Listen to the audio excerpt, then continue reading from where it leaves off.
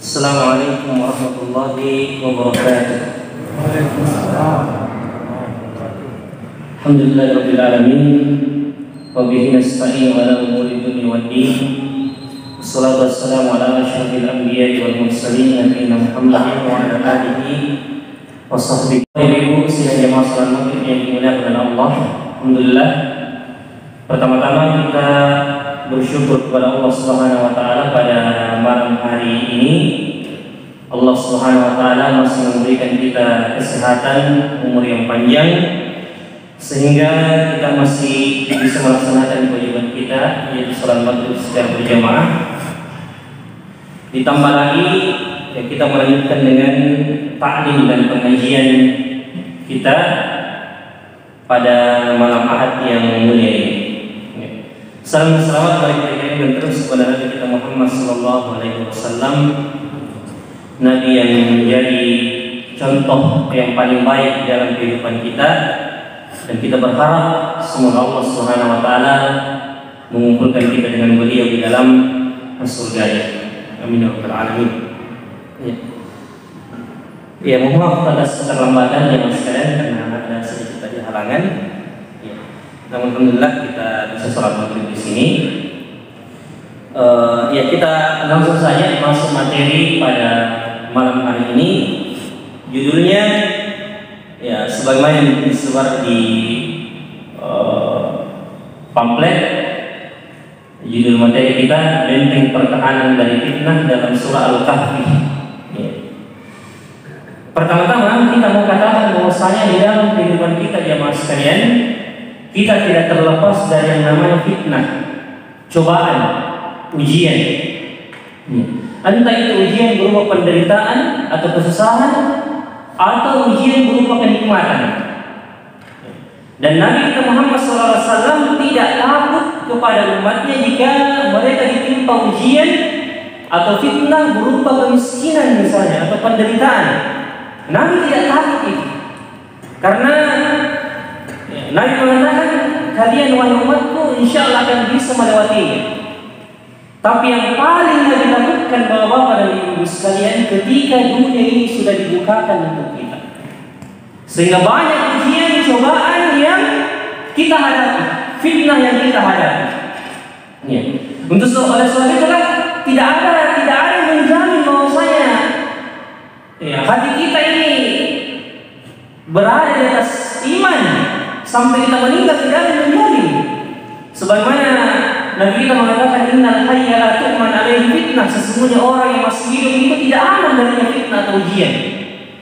Ya, maka barang siapa yang ingin mengambil pelajaran, ingin mengambil contoh, ambillah contoh kepada orang-orang yang sudah meninggal.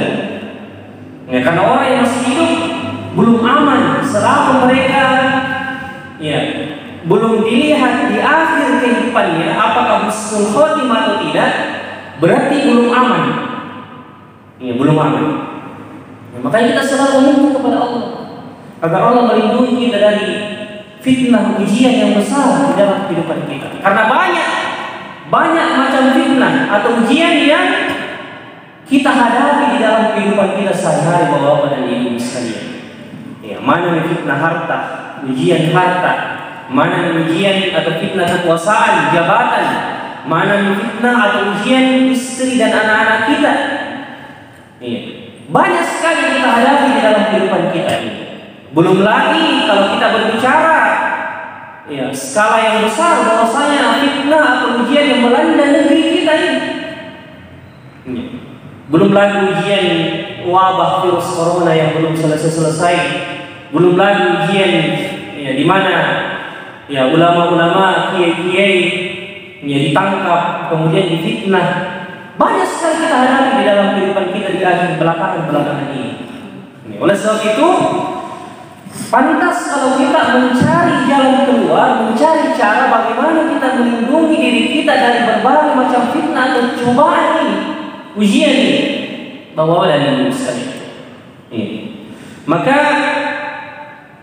di dalam Al-Quran Allah Subhanahu wa taala menjadikan satu surah. Ya. Satu surah di mana surah ini merupakan benteng perlindungan dari fitnah. Ya. yaitu surah Al-Kahfi. Namanya juga Al-Kahfi. Al-Kahfi di dalam bahasa Arab itu artinya goa. Goa yang bisa ditempati oleh orang berlindung, beristirahat. Iya. Biasanya orang-orang dulu itu, jamaah sekalian,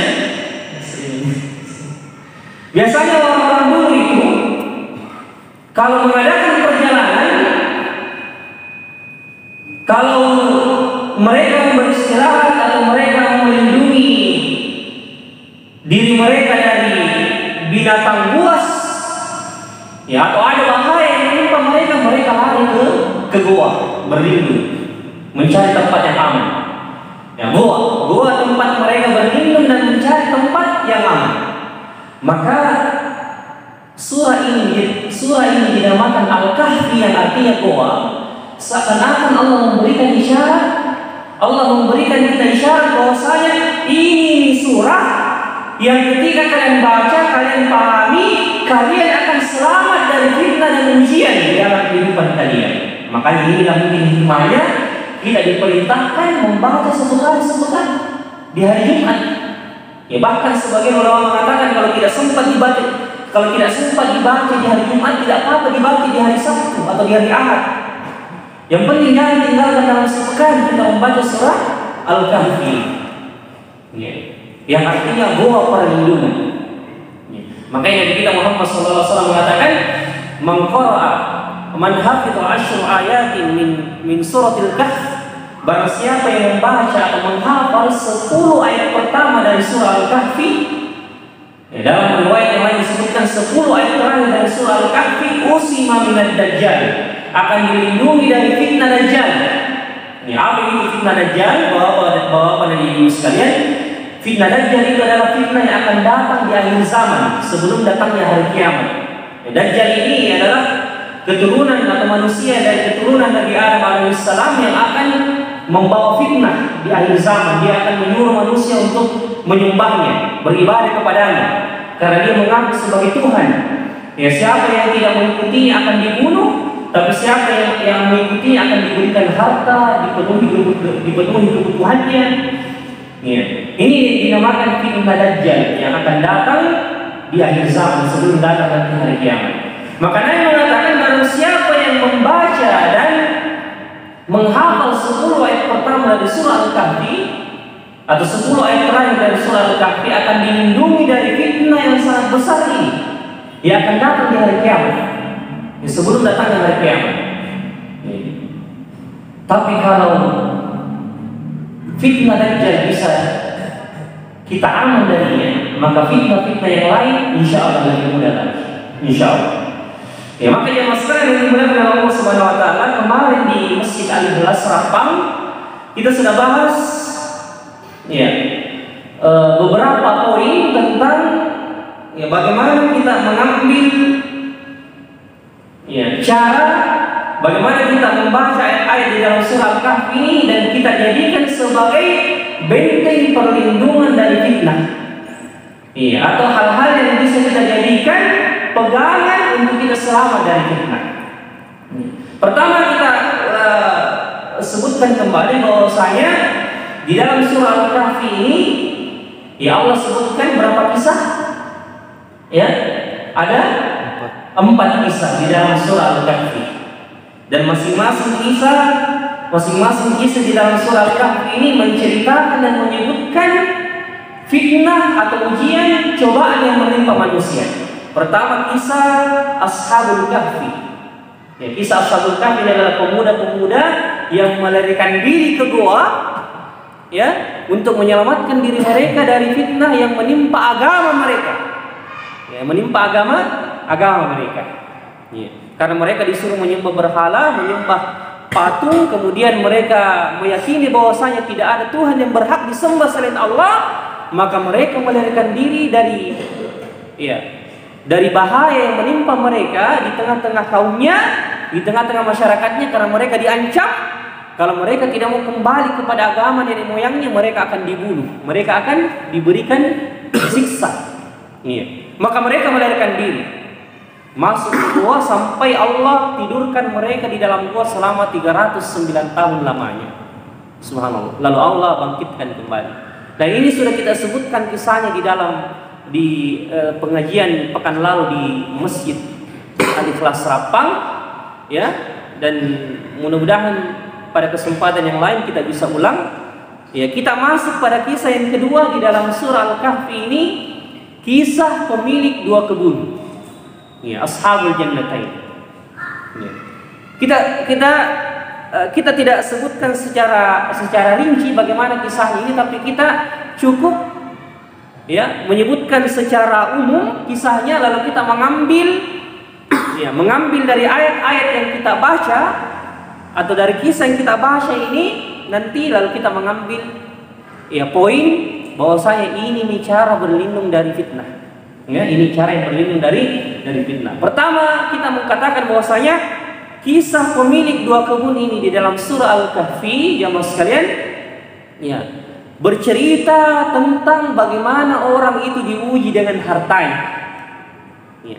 Saya ulang, kisah pemilik dua kebun yang Allah sebutkan di dalam surah Al-Kahfi ini, Allah sebutkan bagaimana manusia itu diuji dengan hartanya, dicoba dengan hartanya. Maka kita sebutkan secara singkat di sini bahwasanya di dalam surah ini ayat ke-32 Allah mengatakan, "A'udzubillahi minasyaitonir rajim."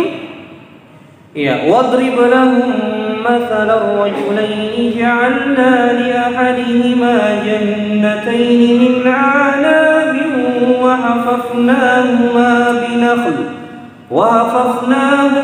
بنخل وجعلنا بينهما زرعا كلتا الجنتين آتت أكلها ولم تظلم منه شيئا وفجرنا خلالهما نهرا." Ya, Allah Subhanahu wa taala berfirman, dan berikanlah wahai Muhammad kepada mereka sebuah kisah, ya, sebuah permisalan tentang dua orang laki-laki, yang satunya beriman kepada Allah dan yang satunya kafir. Yang dimana laki-laki yang kafir ini, ya, dimana dua orang ini memiliki sama-sama memiliki dua kebun, sama-sama memiliki dua kebun. Ya. Tapi laki-laki yang kafir ini, ya, diberikan dan diuji oleh Allah Subhanahu wa taala dengan diberikan kebun yang sangat banyak. Sampai-sampai di sini disebutkan jannataini min a'nabin wa hafafnahuma binakhlin wa ja'alna bainahuma zar'a.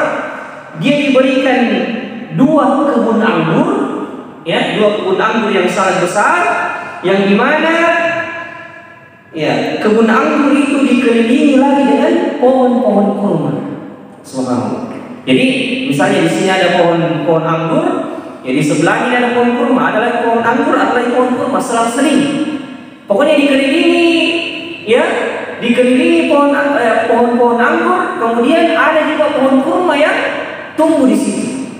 Dan orang-orang dulu jamaah sekalian, satu saja dia punya pohon kurma bisa dikatakan orang kaya. Ya, satu saja pohon kurma. Bahkan di zaman Nabi kita Muhammad SAW, bahkan ada orang yang mempekerjakan satu orang untuk mengurusi satu pohon kurma. Ya. Jadi dicari karyawan untuk mengurusi satu pohon kurma. Ya, karena mereka paham bahwasanya kalau memiliki satu pohon kurma bisa menjadikan mereka orang kaya, bisa menjadikan mereka kaya raya. Apatah lagi ini dikelilingi kebunnya dengan pohon-pohon kurma. Semalam ditambah pohon dan kebun-kebun anggur. Ditambah lagi Allah mengatakan, ya, wa ja'alna bainahuma zar'a, dan kami jadikan, ya, di antara kedua kebun itu, kebun anggur dan kebun kurma, kami siapkan lagi lahan untuk siap ditanam. Subhanallah. Jadi luasnya mungkin, ya, tidak bisa lagi kan 1 hektar lebih ini kayaknya kebunnya, bahkan lebih. Ya. Segala Allah sebutkan di sini. Lalu Allah mengatakan lagi, kiltal jannataini atat ukulaha wa lam tadlim minhu syai'a wa fajjarna khilalahuma nahara. Kedua kebun itu menghasilkan buahnya dan tidak berkurang buahnya sedikit pun, Dan di celah-celahnya itu kebun ada sungai yang mengalir. Ya, bisa kita bayangkan bagaimana indahnya, bagaimana bagusnya pemandangannya itu. Ya, kita biasa lihat kalau ada kebun-kebun di pinggir-pinggir sawah, kalau ada sungai, ya, di antaranya itu kebun, wah, bagus sekali, indah sekali pemandangannya. Ya. Maka keadaan kebun yang sangat indah ini, yang sangat besar ini, membuat pemiliknya ini tertipu dengan kebunnya. Sampai-sampai ketika dia melihat saudaranya, laki-laki yang satu, laki-laki yang kedua, ya, laki-laki yang kedua ini beriman kepada Allah. Ya. Namun dia diberikan kebun yang biasa saja, tidak seperti kebunnya saudaranya yang satu ini, yang ditumbuhi kebun anggur, pohon kurma, ada lagi sungai di dalam kebunnya. Kebunnya biasa saja. Sampai-sampai ini laki-laki yang pertama, laki-laki yang kafir ini, karena dia tidak beriman kepada Allah, faqala li sahibihi wa huwa yuhawiruhu ana aktsaru minka malan wa a'azzu nafara. Subhanallah. Mulai muncul kesombongan di dalam hati. Ya begitulah orang jemaah sekalian, begitulah manusia ketika diberikan kelebihan harta oleh Allah, ada peluang untuk dia sombong dan meremehkan manusia. Wallahu min dzalik. Ya. Kita lihat kan, kalau kita baca kisah-kisah di dalam Al-Quran, kebanyakan orang-orang yang tidak mau mengikuti dakwah para nabi adalah orang-orang yang berada di level teratas, memiliki jabatan, memiliki kekuasaan. Karena kalau dia mengikuti para nabi, ini para nabi pengikutnya adalah orang-orang lemah, orang-orang miskin. Ya. Termasuk Nabi kita Muhammad SAW. Ya, yang ada di sekitarnya Nabi kita Muhammad itu adalah orang-orang miskin, budak.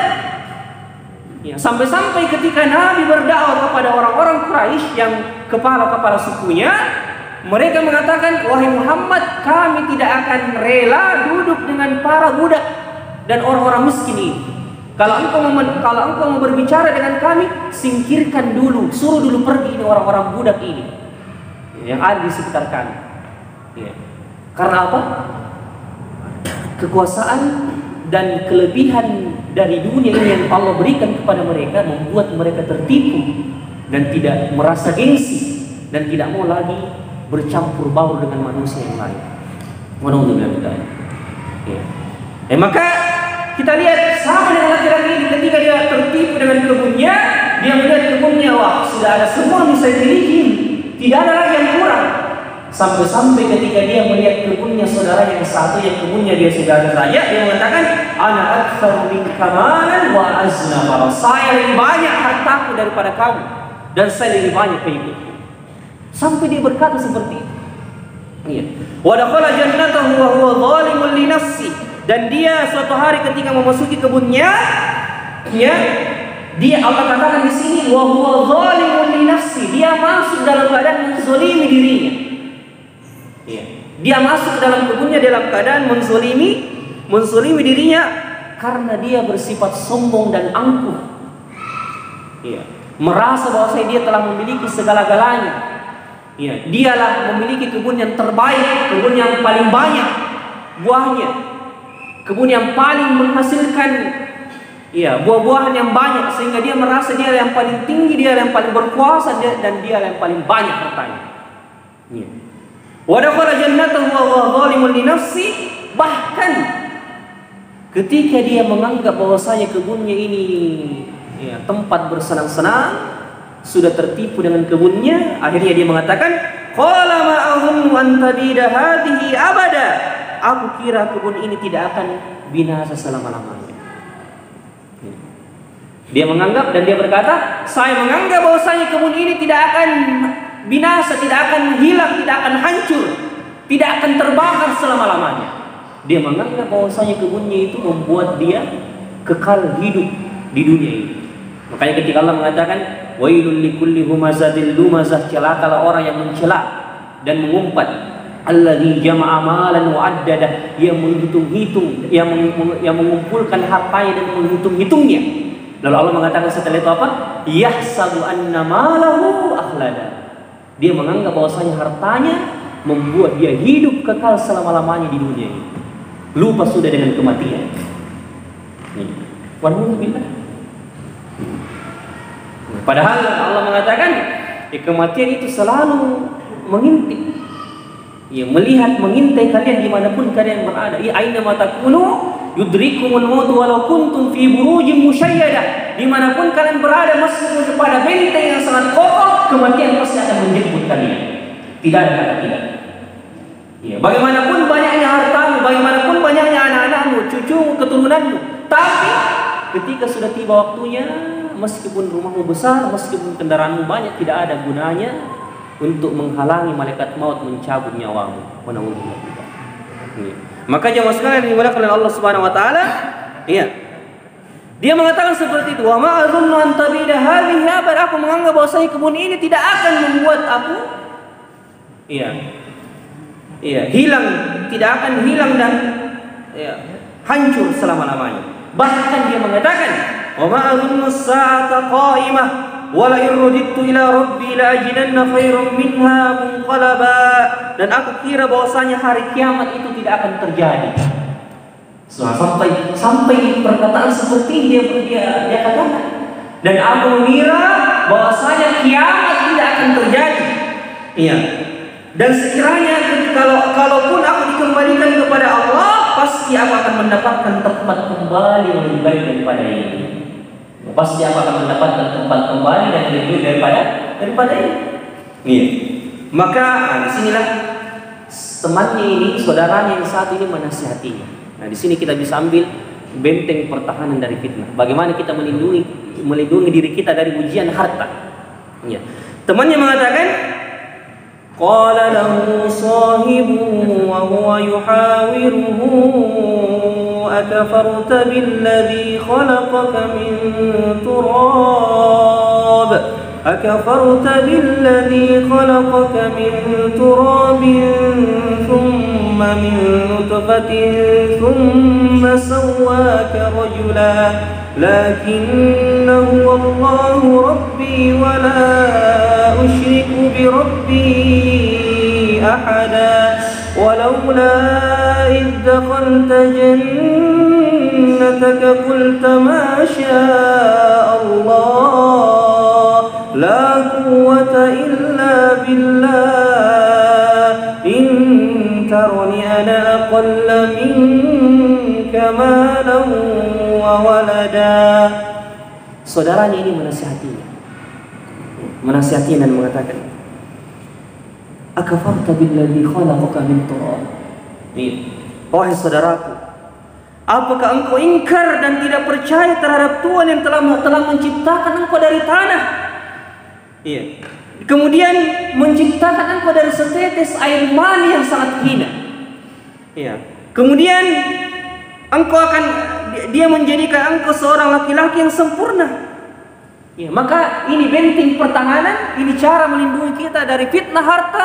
Bagaimana kita memahami, bagaimana kita mengetahui asal muasal penciptaan kita sebagai manusia, jemaah sekalian. Ya. Kalau kita merasa bahwa kita adalah orang yang paling besar, orang yang memiliki kelebihan, orang yang memiliki harta yang banyak, kita tahu bahwasanya kita keluar dari perut ibu kita tanpa membawa apa-apa. Huwallazi akhrajakum min butuni ummahatikum la ta'lamuna syai'an. Dialah Allah yang mengeluarkan kalian dari perut ibu kalian. Pertama Allah menciptakan kalian dari air yang sangat hina. Coba kita bayangkan. Ya, kita keluar dari tempat yang sangat hina. Ya. Ya. Kemudian tercipta dari air yang sangat hina. Ya, air yang sangat hina yang tidak baik. Kemudian kita pun dari tubuh kita pun keluar kotoran di setiap hari. Jadi apa yang mau kita sembuhkan? Ya, makanya ketika ada seorang penguasa merasa tertipu dengan kekuasaannya, seorang ulama menasihatinya dan mengatakan bahwasanya, tahukah engkau bahwasanya engkau tercipta dari sesuatu yang hina dan akan kembali.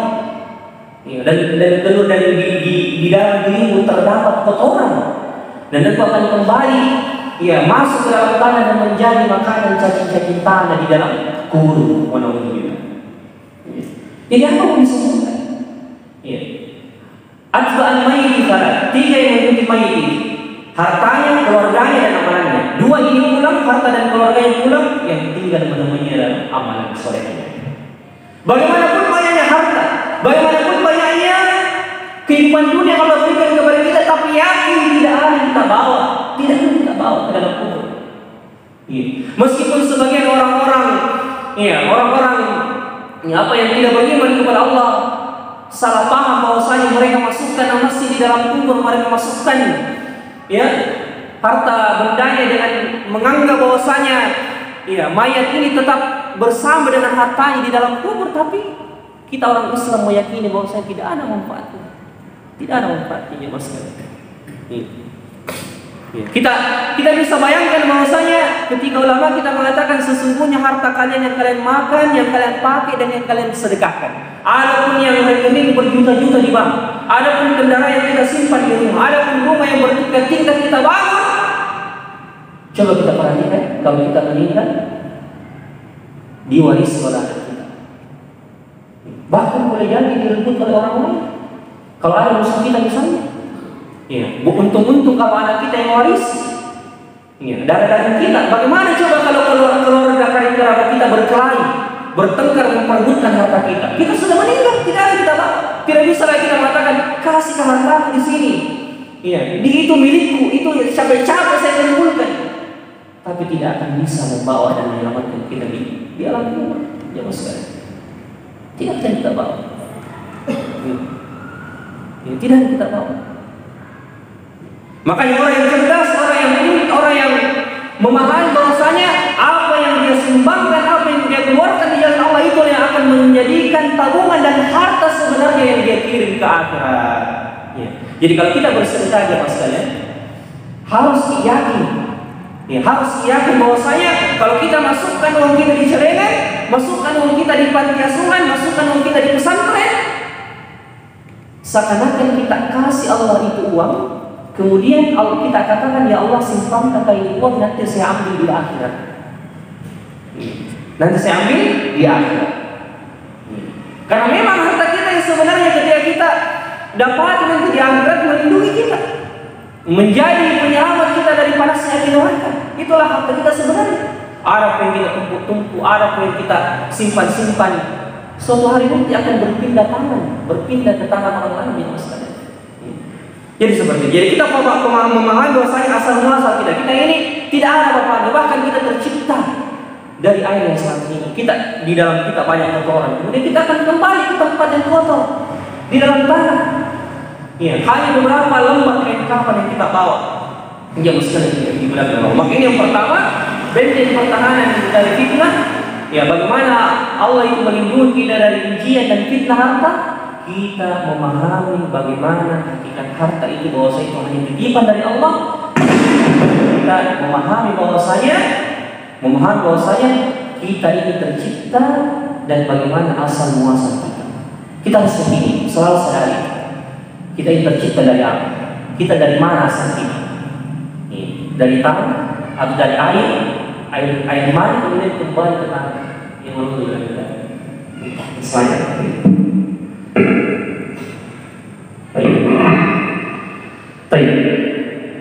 Sudah lebih jelas ya. Kemudian itu yang pertama. Jadi memahami, kita paham asal penciptaan kita. Maksudnya kita berasal dari sesuatu yang hina dan di dalam kita ada kotoran, kita membawa kotoran dan akan kembali ke tempat yang sangat hina. Yang kedua, perkataan laki-laki yang mengatakan walaula idza jannataka kunta masya Allah la quwwata illa billah.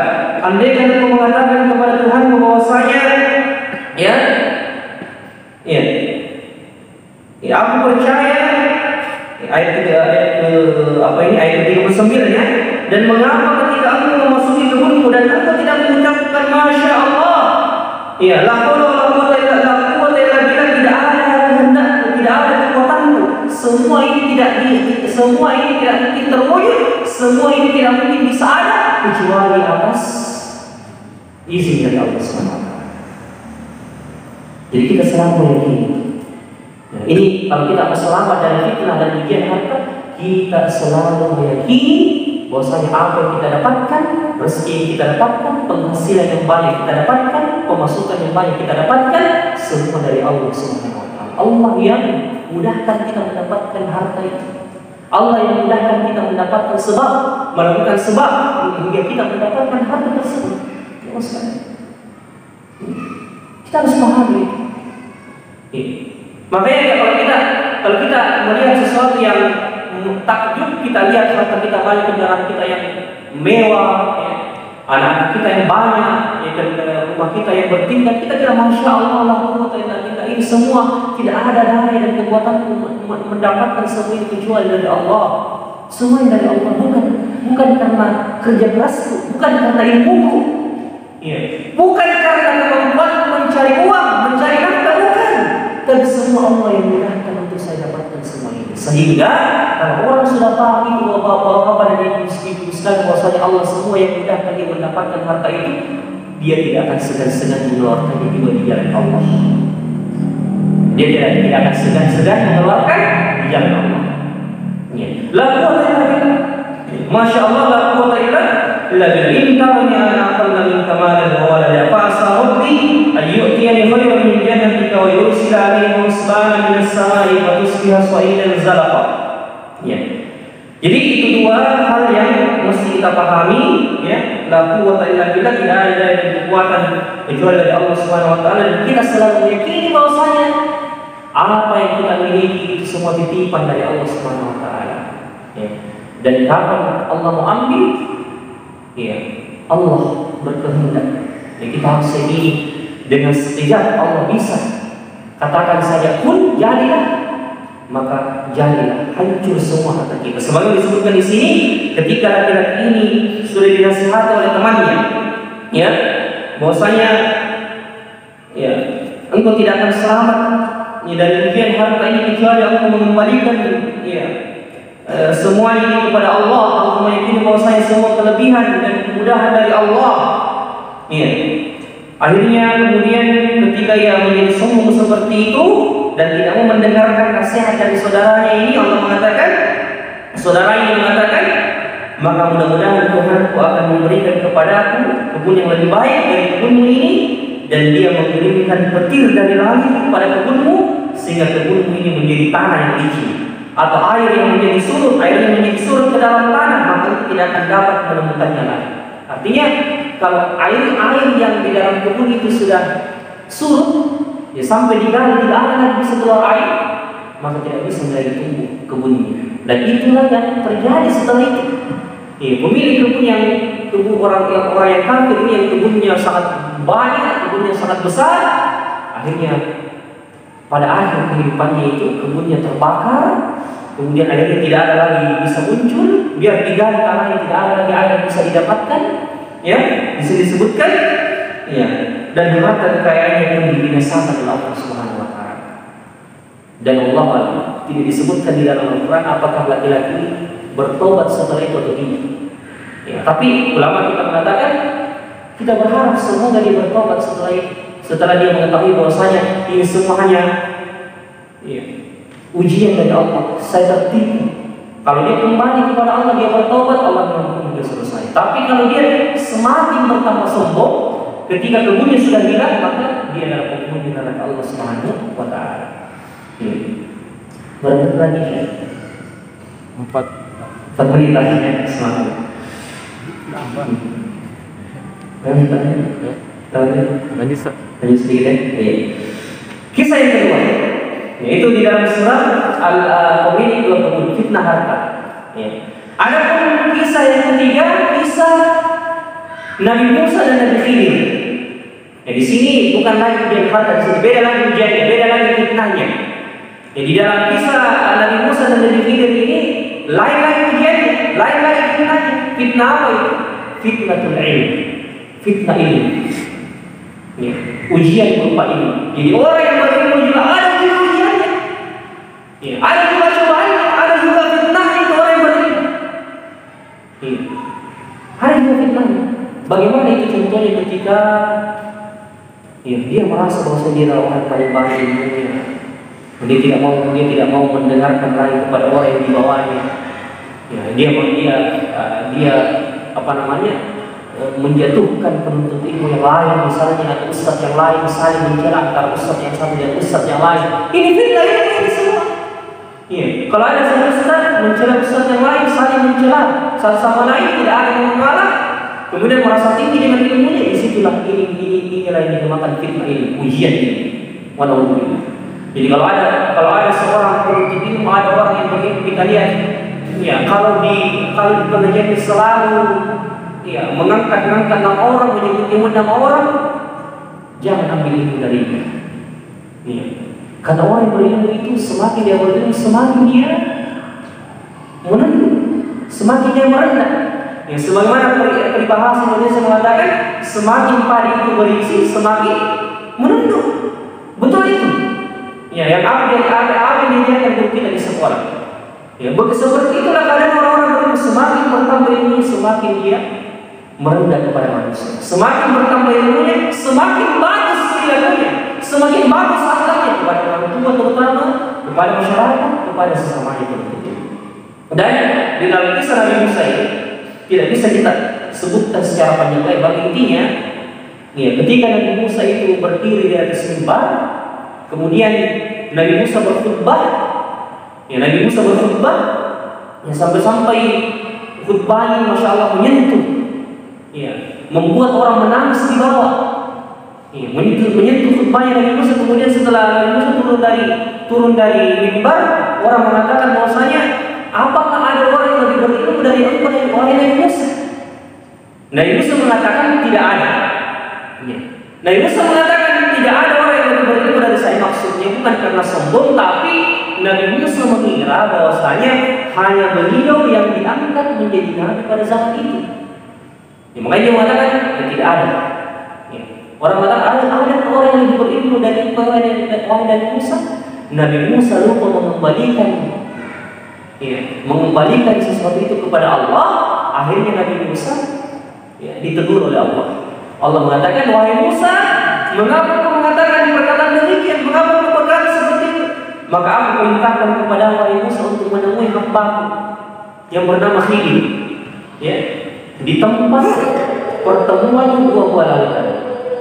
Pertemuan dua buah laut. Di situ aku akan menemui hambaku. Pergilah engkau, siapkan bekal dan ambil ilmu darinya. Nabi Musa ketika menerima perintah dari Allah, Nabi Musa tidak mengatakan, ya Allah, saya ini sudah seorang nabi, ya Allah, saya ini sudah memiliki ilmu, masa saya harus pergi lagi jauh-jauh menuntut ilmu? Ya, Nabi Musa tidak berkata demikian. Ya. Dan ini yang bisa kita ambil dari para penuntut ilmu, kita yang belajar semua. Semakin kita belajar, tapi semakin kita merasa bodoh. Ya, itu cara melindungi diri kita dari fitnah ilmu. Bagaimana ketika kita sudah menuntut ilmu, sudah mulai belajar, kita selalu merasakan bahwa semakin kita belajar, semakin kita bodoh. Semakin harus kita tambah ilmu ini. Jangan kita merasa cukup. Kapan kita merasa cukup? Bahwa saya sudah cukup ilmu, sudah banyak saya hadir pengajian, sudah banyak saya hadir majelis itu. Maka inilah ujian ilmu. Kita tertipu dengan ilmu kita kalau kita merasa begitu. Ya, makanya maksudnya apa yang dikatakan Nabi Musa ketika Allah Subhanahu wa taala mengatakan, pergilah ambil ilmu dari hambaku yang bernama Khidir, ambil ilmu darinya. Adakan perjalanan. Maka Nabi Musa mengatakan kepada pelayannya, ya, atau muridnya yang bernama Yusha bin Nun, Nabi Musa mengatakan, wa idh qala Musa li fatahu la abrahu hatta ablugha majma'al bahraini aw amdiya huquba. Berkata Nabi Musa ketika menerima perintah dari Allah untuk keluar mencari ilmu, mengambil ilmu dari Nabi Khidir alaihissalam, Nabi Musa mengatakan, la abrah hatta ablugha majma'al bahraini aw amdiya huquba. Nabi Musa berpesan memang kepada pelayan ini, muridnya ini, bahwasanya dia mengatakan, saya tidak akan pernah berhenti berjalan sebelum saya mendapati tempat tersebut, tempat di mana saya menemui hamba Allah yang bernama Khidir itu, meskipun sampai saya berjalan bertahun-tahun lama, saya tidak akan pernah berhenti. Dan ini prinsip penuntut ilmu, ya, prinsip penuntut ilmu, prinsip orang yang belajar, bahwasanya saya tidak akan pernah berhenti belajar selama nyawa ini masih ada di dalam tubuh saya. Ini cara untuk melindungi kita dari fitnah ilmu ini. Bagaimana ciri penuntut ilmu yang sebenarnya semakin berisi, semakin banyak yang belajar ilmu, semakin termotivasi, semakin terbakar semangat untuk lebih mencari ilmu lagi. Kalau perlu dia keluar dari tempatnya, keluar kota, sampai di tempat yang jauh dia mencari ilmu, karena dia paham semakin dia berisi, semakin banyak hal-hal yang mesti dia tahu yang menunjukkan Allah Subhanahu Wa Taala.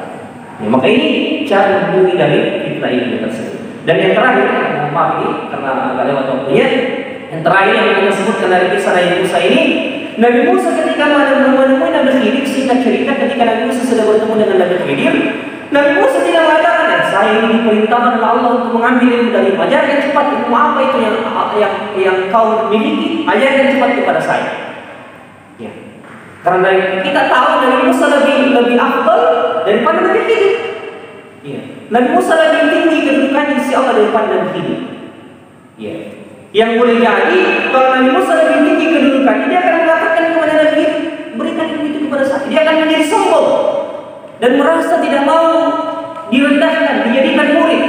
Tapi Nabi Musa ketika bertemu dengan Nabi Khidir, sama sekali tidak ada yang disebutkan di dalam ayat, sama sekali tidak ada yang menunjukkan bahwa dia merasa tinggi, merasa dia yang paling mulia, yang lebih baik ilmunya. Bahkan dia mengatakan, Qala lahu Musa hal attabi'uka ala an tu'allimani mimma 'ullimta rusyda. Sampai kata-katanya yang sopan sekali mengatakan, wahai Khidir, bolehkah aku mengambil ilmu yang telah Allah ajarkan kepadamu? Ya, meminta izin dulu, tidak langsung mengatakan berikan ilmu itu kepada aku, karena Allah memerintahkan. Dia minta izin dulu, wahai Khidir, bolehkah aku mengambil ilmu dari Subhanahu. Jadi kalau ada murid seperti ini, dia mau mengambil ilmu kepada seorang guru, tanda-tanda seperti itu murid dia meminta izin dulu. Ya, wahai guru, tabi. Ya, saya datang dari kota Sidrap, ya, maka ambil ilmu dari kita.